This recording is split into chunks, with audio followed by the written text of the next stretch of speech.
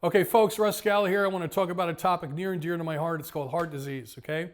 I've been working on my first heart patient in 1975, and I'm still, at 2022, I'm still diving into why people are getting high calcium scores. Chrissy Misford is going to help me drill down on some questions today so we can educate you on what your doctor may not be telling you. Let me tell you a little story. Ansel Keys, who developed K rations, he did the Seven Nations study, I think, in the early 1950s, right at the time the President of the United States had a heart attack. Everybody was wondering why heart attacks were increasing in the United States.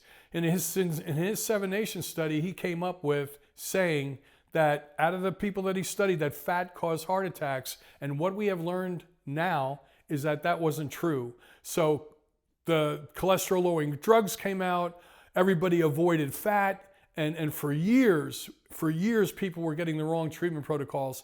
And even today, I ask cardiologists that, you know, if cholesterol-lowering drugs came out in 1984, and why did heart disease continually rise? Heart disease is still the #1 killer in the United States, and we have to look at different ways to check the endothelial lining. That's what we're going to talk about today. The endothelial lining becomes damaged, and that's what causes heart attacks. That's what causes heart blockages, like as you can see with this poster here. It's not about fat. It's about checking lipid particle testing. So Chrissy's going to ask me a few questions so you folks can listen in and drill down on this and hold your doctor to a higher standard. And remember, 17 million people a year, folks, die of heart disease worldwide. In 1984, we came out with cholesterol-lowering drugs, and they hadn't made a dent. Maybe we should be looking at another paradigm. Maybe we should be looking at another hypothesis. So Chrissy, tee me up. Well, you talked about Keys. What did he discover in that Seven Nations study that led them to believe that cholesterol is what's causing heart? Well, in this study, Ansel Keys already had his foot in the door because he developed K rations for the troops. So he was the go-to nutritional guy. And at the time in the 1950s, I think the president, I forget who the president was, but he had a heart attack, and he was out of the Oval Office for about 20 days. There was a fear in America about why heart attacks were rising, so he had to come up with something. We actually know now that the study was skewed, and it wasn't because of high fat. There was another gentleman named Yerkin that was competing with Ansel Keys at the same time, and he said it was sugar. Sugar caused inflammation, and sugar was responsible, which we know now that high blood glucose causes oxidative stress and blocks the arteries. So sugar is part of it, but that got pushed to the side. We know that too many carbohydrates can elevate insulin. Insulin can also block these arteries. So again, you know, if you look at the evolution of the science, it's no different than Tesla and Thomas Edison competing at the time. There was Ansel Keys and Yerkin. Yerkin was saying it was sugar. Ansel Keys said it was fat. Now we know 30,000 cardiologists in the United States still think that fat causes heart attacks. And we need to start looking at other areas. It's a story as old as time, I think. Two competitors, one loses out, and we went the wrong way, apparently. So tell us a little bit more about endothelial dysfunction. You're saying that increased insulin, increased glucose causes the inflammation, right? And the endothelial is just the lining of your arteries, right? Right, exactly. Right. So the coronary arteries surround the heart. Nobody thinks about the heart, folks. Beats 100,000 times a day. Can you imagine this? Your heart starts beating when you're in your mother just at 3 weeks and can beat for 100 years. Show me a Mercedes-Benz pump that works as well as your heart. It's mind-boggling. But sometimes the beating alone, the beating of the heart, is called the ejection fraction. Can you imagine curling a weight for 24 hours? Just like this, a 5-pound weight? How long would you be able to do that? The point is, I believe, and the hypothesis starts to show, that just the beating of the heart alone can start to block the arteries over time. We know that hormonal imbalances, low testosterone, low thyroid, can damage the lining of the artery. So the lining of the artery releases a gas called nitric oxide that keeps the artery dilated. A lot of the treatment protocols that we developed at Scala Precision Health, folks, we work on developing treatments that release nitric oxide to keep the arteries dilated. So I've worked with stent patients, bypass patients, heart transplant patients with their cardiologists developing these advanced treatment protocols. And folks, one thing you could do, Normal cholesterol testing doesn't tell us anything. Ask for the lipid particle testing. Ask for a lipid particle testing, because if you think of cholesterol like a big beach ball, the lipid particle testing is a hard marble that could actually block the arteries. So you ask your doctor, Dr. Johnson, can I have the lipid particle testing? It's from a company called Atherotech, called the NMR test, or the VAP test, the vertical autoprofile. Now you're really trying and you're really getting good results back, instead of some doctor just saying your cholesterol's high. Well, cholesterol makes up every hormone in our body. So we don't just want to look at cholesterol, we want to look at other metabolic markers like homocysteine. We want to get a calcium score. We have people with high calcium scores in the thousands. You know, a calcium score of 400 is dangerous. It could mean you could have a heart attack. So we develop treatment protocols for high calcium score as well, which we'll talk about. Now, calcium score is a scan, right? Yeah, it's a scan. It costs about $100. And what does it tell you? Tells you when these arteries get damaged over time, they become calcified. Okay, and here's the difference. The calcium is stable. That's what I want you to think about, folks. The calcium is stable plaque. When calcium forms in this artery, it's stable. It's like you repaved a road that was damaged. Here's what we don't want. There's little blisters that could form in the artery. Those little blisters are called soft plaque. They're filled up with red blood cells, white blood cells, and fibrinogen. Those blisters can pop, and that's what causes a heart attack. It's not cholesterol. It's a damage to the endothelial lining. It's a little blister. One of the analogies I use, if you scrape your knee and you get a scab on your knee, what is that scab made of? White blood cells, red blood cells, fibrinogen, and growth hormone to grow new tissue. When you have a damaged endothelial lining and you have that soft plaque and that little scab that forms, it's not just about cholesterol. It's about protecting, just like the scab on the knee, it's what's happening in the artery. And this is where the new paradigm is shifting for cardiologists to look at. So what's more dangerous? The soft plaque, yeah, the blister, because the blister can pop. If you're overweight, your body's in an inflammatory response. If you got low testosterone, low thyroid, and elevated estrogen, your body's in a pro-inflammatory response. I had an athlete on my YouTube channel, a very good friend of mine, that had an imbalance. He was one of the first heart patients I worked with, Scott Levitt. He's 35 years old. He was my training partner. He had a heart attack. He had that soft plaque. He was doing overtraining. So if you elevate cortisol and you lower testosterone, you could have damaged endothelial lining. He had a heart attack and had a stent put in. And the other triathletes and other endurance athletes that have had heart attacks, it was from elevated cortisol, and low testosterone, damaging the endothelial lining that wasn't releasing that gas called nitric oxide. You release nitric oxide, keeps the arteries dilated, folks, and when more oxygen gets to the heart muscle, that's how you heal the heart. The heart needs oxygen. When the arteries become blocked or that blister pops, that's where the heart attack happens. So the hundreds of cardiac arrest victims I worked on as a paramedic, a good 90% of them were obese, they were diabetics, they had a comorbidity, and they were in an inflammatory response. Okay. And you go to scalaprecisionhealth.com and you will see Scott's testimonial along with others. Oh, yeah, I forgot that. Yeah, see. Let's see. So tell us about, you were telling me about your buddy on 17 heart meds the other day. What is his cardiologist missing? Okay, so again, super wealthy guy, very humble guy.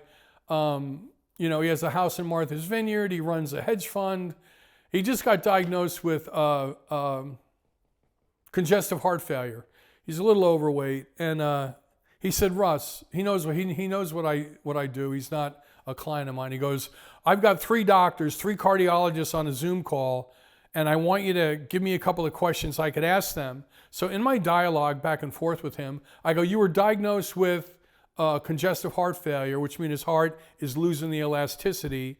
And one of the things, we have testosterone receptors on the heart. So we increase his testosterone, his actually heart will pump better. So I gave him the studies for that. I didn't want to get in the way of these brilliant cardiologists because they didn't want to cause a battle. But I wanted to educate him to ask the tough questions. So during my dialogue back and forth with him, I was giving him the information. He has enough clout to get a cardiologist from the Mayo Clinic, a cardiologist from another research hospital, and a third one on a Zoom call. I mean, again, he is somebody. And during my back and forth with him, he looked at me, he says, you know, I'm on 17 different medications. And I'm thinking, here's one of the wealthiest guys on the planet, a real sweetheart, cares about his fellow man. He's got access to the best of the best, and he's taken 17 different medications. That's wrong. And again, I was educating him, and then I asked him to ask the question this: if I have testosterone receptors on my heart, and you're saying my heart isn't beating efficiently, should I increase my testosterone levels? So when he asked that question, crickets. So all three of the cardiologists, but then came to an agreement, and they saw some studies that I've given him that, wow, that makes sense. And he said, son of a bitch, I've got the best guys in the country. Why didn't they understand this thing? Again, I hear that all the time. So when you're no disrespect to anybody, but when you're a cardiologist and you hyper specialize, you get tunnel vision. You get tunnel vision. You got to think about diet. You know, think about insulin, hypercoagulability, shear stress. Do you know that shear stress, when the heart beats, it's like lifting 70 pounds off the ground 1 foot, and when the blood flies out of this aorta at Mach 2 very quickly, there's a lot of turbulence that could shear off a little piece of your endothelial lining, and then that lipid particle will start to, you know, fix that little break that was formed. And anywhere there's a bifurcation, like in a river, blockages can happen right at the point of this bifurcation here, and it has nothing to do with cholesterol. So this is kind of how we want to start thinking, folks. You don't want to over-exercise. You want to do the right amount of exercise. You want to get the right amount of testosterone, estrogen balance. I just did a show with Dorian Yates, 6-time Mr. Olympia. He called me from Europe. He went to 4 doctors. He saw one of my videos, and we did a video together on why over 30 bodybuilders died of heart attacks. It's on my YouTube channel. Again, around the world, this information isn't available. That's why we're sort of doing this video today. Well, what did you find from the bodybuilders community? What's causing the heart attacks? Well, you got to have the right amount of testosterone and estrogen to protect the lining of your artery. So your testosterone and estrogen levels in men and women protect the lining of the artery. Bodybuilders were taking estrogen blockers. So their testosterone was going up and their estrogen blocking. The estrogen was going down, and it made the lining of the artery more susceptible to injury. Those little blisters formed, and they would pop, and a heart attack would happen. Some would die, some would just have a heart attack. So that was one of the reasons, was an imbalance in testosterone to estrogen ratio, damaging the endothelial lining because they were taking estrogen blockers. Okay. You were saying something about how sickle cell, lupus, and the cancer drug Avastin blocks the arteries. How is that all tied together with heart disease? Well, this is one of the reasons, folks, when I want to get away from cholesterol is blocking the arteries. I kind of show people that there's a drug out there, a cancer drug that stops endothelial lining from being developed. This cancer drug called Avastin stops the arteries and veins from growing to the cancer. But what it does, it damages the endothelial lining. So you take this drug Avastin, you can end up with heart disease because the Avastin is damaging the endothelial lining. Also, sickle cell. The people with sickle cell end up with heart blockages. They have normal cholesterol, but they get heart blockages because the sickle cells are damaging the endothelial lining. There's no nitric oxide being produced, and kids that are in their teens end up with bypass surgery or end up with amputations because their endothelial lining of the artery gets damaged from the sickle cells damaging the artery. Again, it's not cholesterol that's damaging the artery. What was the other one? Lupus. Oh, lupus. Okay, people with lupus end up with blocked arteries because they're in lupus. Their body is in a chronic inflammatory response. Their body's in a pro-inflammatory state, producing something called cytokines. Inflammation damages the arteries and causes the endothelial line to become damaged. So people in inflammation with lupus, sickle cell, damaging the endothelial lining, people taking the drug Avastin, damage the endothelial lining. It's really interesting, folks. I mean, we just did a video, or one of our last videos on weight loss. Some people can take drugs. There's no calorie in a drug, but they take a drug and it puts weight on them. Why is that if there's no calories in it? Again, inflammation, damaging the endothelial lining, low testosterone and progesterone. These are the lab work that you want to ask your doctor about. And if you have a high calcium score, call us and we'll send you all the information on what to do. I've got a high calcium score in athletes that I did like 8 years ago on the Russ Scala YouTube channel, folks. You could watch as well.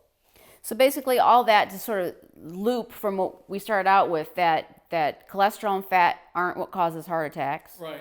Because you can look at these outliers, the bodybuilders, people with lupus, sickle cell, and taking this cancer drug, those heart disease patients aren't getting their heart disease from cholesterol. Right. They're from all these other sources, but the common thread is you're damaging the endothelial lining. Right, exactly. Thanks. And it's inflammation that does that. Yeah, very, very good.